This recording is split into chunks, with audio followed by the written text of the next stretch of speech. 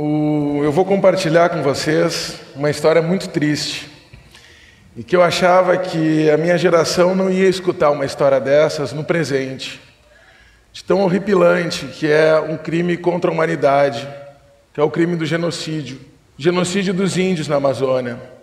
O Tucã, ele é um dos últimos representantes dos Piripicuras, um povo tupi-cauarribe que vive no norte do Mato Grosso. Essa foi a primeira vez que ele foi para a cidade, para se recuperar do primeiro contato que ele teve com a nossa sociedade, que foi pacífico. Todos os outros era fugindo de bala, ou vendo a família dele sendo morta. Ele não estava sozinho, ele estava com o Mondeí, que é um outro parceiro dele, que também sobreviveu a esses ataques. Ataques que eram perpetuados por seringueiros, madeireiros, nada muito distante da nossa vida, nos centros urbanos onde a gente vive, que é a matéria-prima de consumo. Mas eles não eram os únicos. Quando eles foram encontrados, a Rita estava participando da expedição. Ela tinha sido encontrada em 84 numa fazenda, vivendo como escrava. Ela tinha também fugido de um ataque que o povo dela teve. Depois ela foi resgatada pela FUNAI e foi viver em Ji-Paraná, em Porto Velho, e sempre na esperança de encontrar mais sobreviventes da nação dela, ela participa das expedições. Não são os únicos índios que sofreram esse crime brutal contra a humanidade. A Tiramantu e o Baquá são canoê, e o Purá é o irmão dela. São os últimos 3 canoês. Eles vivem no sul de Rondônia. Como eles, tem os Acuntsú, que hoje somam 5. Ali perto tem o Índio do Buraco, no Maranhão tem o Aurê e o Aurá. São os últimos 2 representantes de um povo desconhecido, que a gente nunca mais vai conhecer. Eles vivem todos na fronteira da ocupação da Amazônia, que é o arco de desmatamento. O Tucã e o Mondeí vivem em Colniza. Colniza, no mês passado, foi o município que mais desmatou a Amazônia.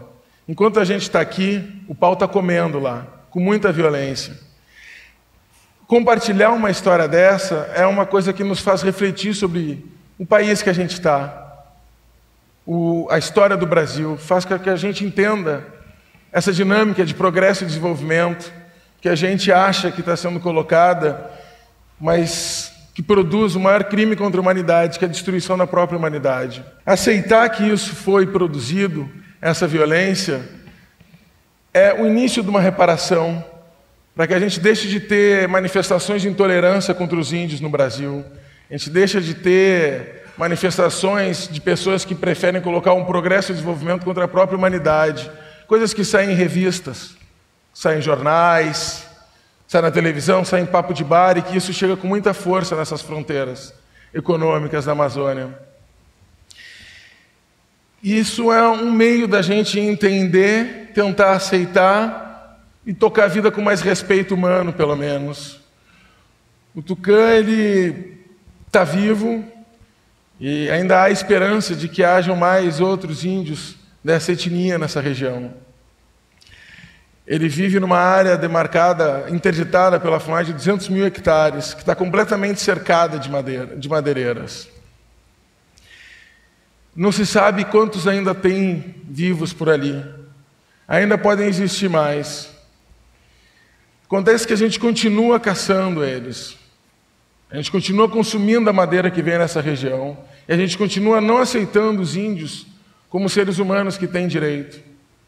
A gente produz discursos que se reproduzem no preconceito. E isso a gente não pode aceitar. Isso é uma reflexão que, enfim, quando a gente está num choque, o Tucã está contando a história do massacre, aí ficava ouvindo. Então, a gente precisa pensar que a gente pode destruir muita coisa. A gente pode destruir a própria humanidade.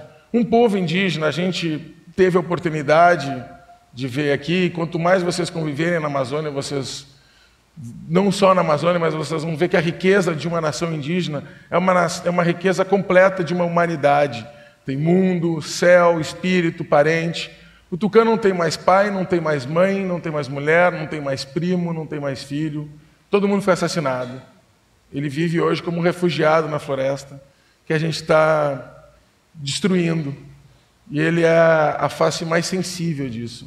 fase mais brutal da destruição na Amazônia que a gente está assistindo hoje.